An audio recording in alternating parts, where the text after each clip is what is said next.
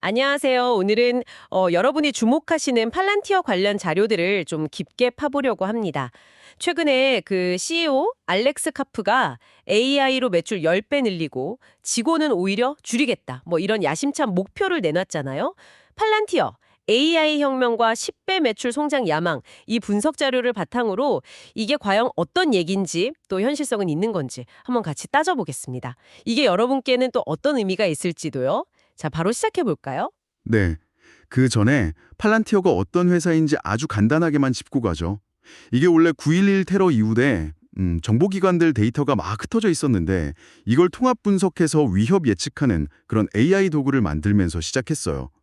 그 기술력을 이제 상업 분야로 확장한 거죠. 그래서 기업들이 데이터 보고 의사결정 잘하도록 돕고 있고요. 특히 요즘 주목받는 게 그 AIPP, 최신 AI 플랫폼인데 이게 기업 내부 데이터를 AI가 딱 이해해서 복잡한 분석, 예측 같은 걸 자동으로 해주니까 시간 비용 절약에 도움이 많이 되거든요. 아, 그런 기술력이 배경이 된 거군요. 네. 그래서 핵심은 역시 그 2025년 8월 5일 알렉스 카프 CEO 발언이겠죠? 매출 10배 성장 목표. 근데 직원은 4,100명에서 3,600명으로 줄일 거다. 이건 미친 듯이 효율적인 혁명이다. 매출은 확 늘리는데 사람은 줄인다. 이게 진짜 파격적인데 여기서 말하는 효율 혁명은 구체적으로 어떤 그림인가요? 네, 그게 바로 생성형 AI를 통한 생산성 극대화, 이걸 의미합니다. 그러니까 단순히 AI 좀 쓴다, 이게 아니고요. AI를 아예 성장의 엔진으로 삼아서 인력 구조까지 확 바꾸겠다는 그런 선언인 거죠. 뭐 예를 들면 데이터 수집이나 보고서 초안 작성, 기본적인 분석 같은 반복 작업들이 있잖아요. 그런 건 이제 AI가 하고 직원들은 좀 더 중요한 일, 뭐 전략을 짠다거나 진짜 복잡한 문제 해결하는 데 집중한다. 이런 구상입니다.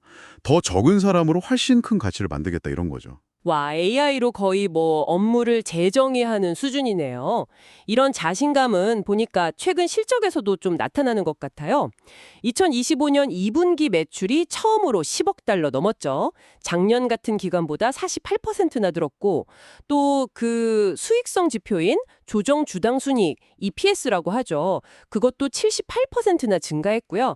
특히 아까 말씀하신 그 AIP 플랫폼, 이게 포함된 미국 상업 부문 매출이 무려 93% 급증했다는 게, 야, 이게 눈에 확 띄네요. 네, 나온 지 2년 된 플랫폼이 이렇게 힘을 낸다는 게 대단한데요? 맞습니다. 그리고 보통 회사의 성장성이랑 수익성을 같이 보는 지표로 룰 오브 4이라는 게 있거든요.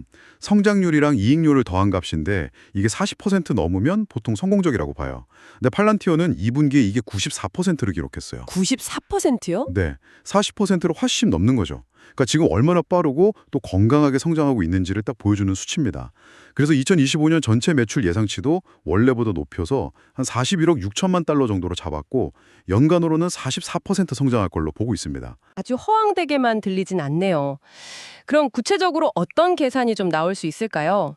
지금 시가총액이 대략 4,294억 달러, 그리고 올해 예상 매출이 41억 6천만 달러. 근데 월가에서는 앞으로 한 5년간 연평균 39% 성장을 예상한다고요. 근데 그 정도 성장률을 예상하고 있죠. 그래서 만약에 어디까지나 가정이지만 그 성장률이 쭉 이어진다고 보면요. 2033년쯤 되면 연 매출이 41억 달러, 딱 지금의 10배가 되는 거죠. 그리고 만약에 지금의 높은 가치 평가, 그러니까 주가 매출 비율, PS라고 하죠. 이게 유지된다면 아, 그 PS요? 네.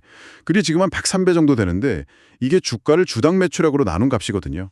시장의 팔란티어 미래 매출 성장에 대해서 얼마나 높게 기대하는지를 보여주는 건데 만약 이 비율이 그대로 간다면 시가총액은 4조 3천억 달러까지 갈 수 있다. 뭐 이런 계산이 나오는 겁니다. 주식수가 그대로라고 치면 주가는 현재 거의 10배 가까이 오를 수 있다는 이론적인 계산인 거죠. 와, 이론적으로는 그럴 수 있다. 근데 말씀하신 대로 가정이 상당히 많이 필요해 보이네요. 리스크는 없을까요? 특히 그 PS 비율이 100배가 넘는다니 이게 계속 유지될 수 있을까요? 그게 좀 걸리는데요. 정확히 보셨습니다. 이게 매우 공격적인 목표인 만큼 현실적인 어려움들이 당연히 있죠.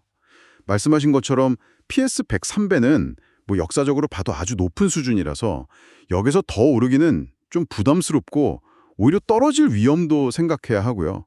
그리고 연평균 39% 성장, 이걸 8년 이상 계속 한다는 것 자체가 이건 정말 대단한 도전이죠.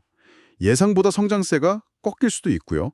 또 뭐 거시경제가 안 좋아진다거나 AI 시장 경쟁이 더 치열해진다거나 아니면 각국 정부 규제가 갑자기 강화된다거나 이런 외부 변수들도 항상 고려해야 합니다. 그렇군요. 정리를 좀 해보면 팔란티어는 확실히 뛰어난 AI 기술, 특히 AIP 플랫폼 성공으로 지금 강력한 성장세를 보여주고 있다.